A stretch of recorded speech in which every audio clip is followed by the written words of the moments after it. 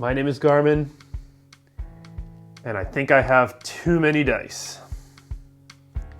But today we're doing something about it. Let's go.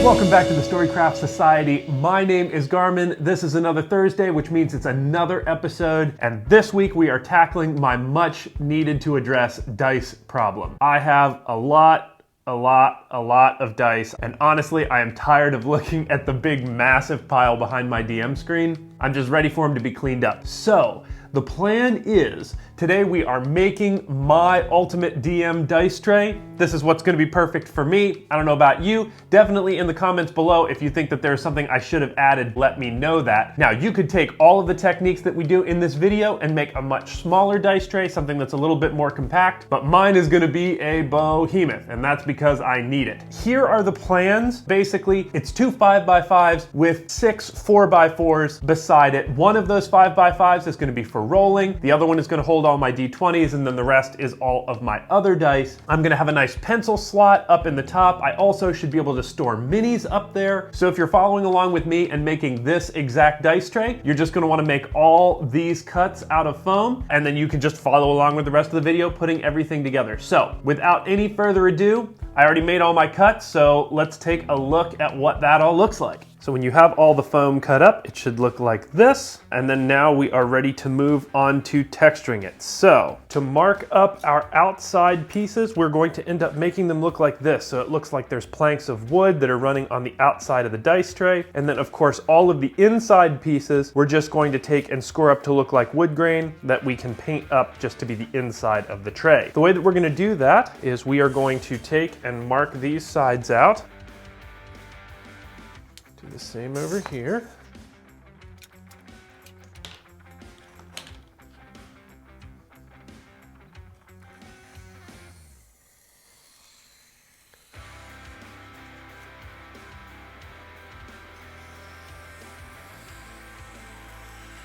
So you're going to score those lines with an X-Acto, then run a pencil through it to widen the line.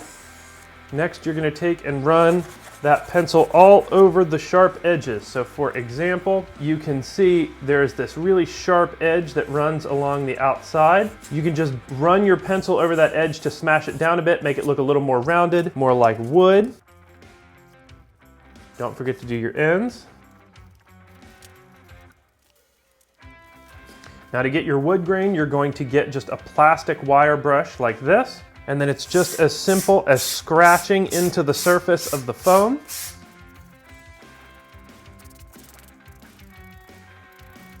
And lastly, don't forget to do the entire inside. When you're doing the inside, don't forget that when this kind of has the tray here where the dice will set, this will get covered up. So you don't have to worry about going all the way down to this bottom edge perfectly, but as close as you can will do. I'm gonna get all those pieces all textured up like this, and then we're ready to move on. It's time to start laying them out to get ready to assemble them. So let's go ahead and do that real quick.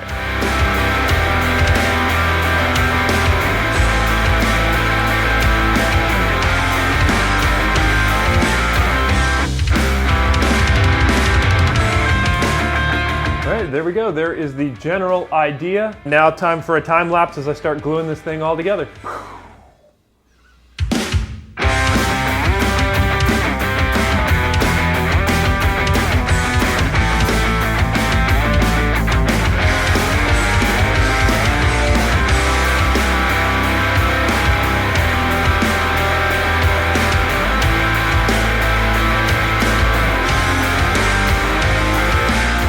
Before we go any further, I want to address the one concern that I have, which is I have the bottoms of my dice trays as foam. And if I get to the point that I buy some metal dice, I know I'm incorrigible. I don't want the dice to be denting up the bottom of the trays. So the way that I'm going to handle that is I am going to pull out some chipboard. Now this is stuff that I pulled out of furniture packaging. This is actually just the same stuff that you find, the cardboard on the back of spiral notebooks. This is just heavier, so you could easily use the back of cardboard notebooks if you wanted. But what I'm gonna do is I'm gonna pull that out and I'm gonna cut out squares that fit to the sizes of my individual trays. Then once I have that cut out, I'm gonna take a piece of felt. I just happen to have a piece of white felt, and I'm gonna glue that on top of the piece of chipboard. Then what I'm gonna do is take, and once it dries, I'm gonna cut it out with a pair of scissors, and then that will be the piece that slips down in. Now, once this is all done, I am not gonna glue these little chipboard inserts down in because I don't know if I'm ever gonna wanna change the color of the dice tray. But all I would have to do to change the color, right, is just make more chipboard inserts, put a different color felt on top of them, and then I can change the look of my dice tray up. Not a feature I needed, but kind of a neat one. So to base coat our foam, we're going to be using the Blackmagic Craft base coat, which is just a 50-50 mixture of matte Mod Podge and black acrylic craft paint. That's going to do two things. One, it's going to give us a black undercoat that's going to make painting this thing a lot easier. The next thing that it's going to do is it's going to strengthen up our foam so that errant dice rolls and things won't destroy the piece that we worked so hard to make.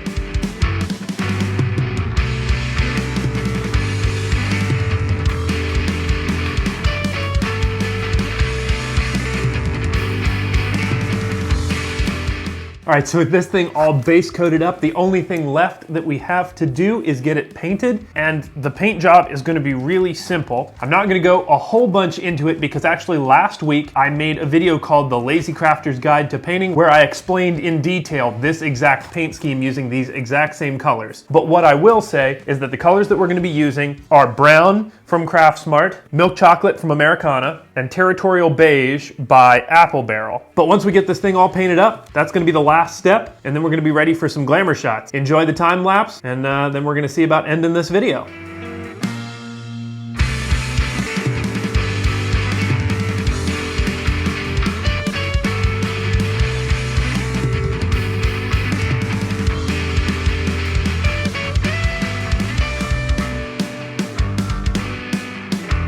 As it goes with these projects, I had to shave a little bit off of these two to get them to sit nicely down in, but that is okay.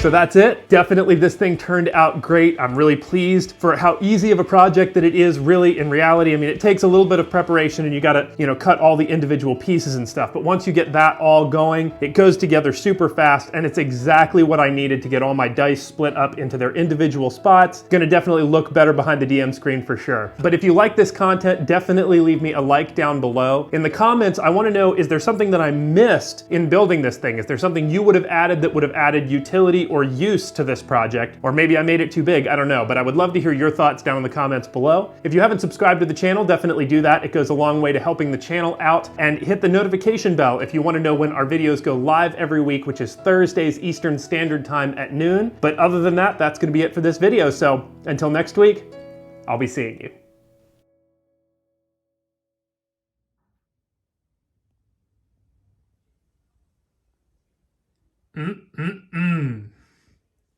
That'll calm the OCD.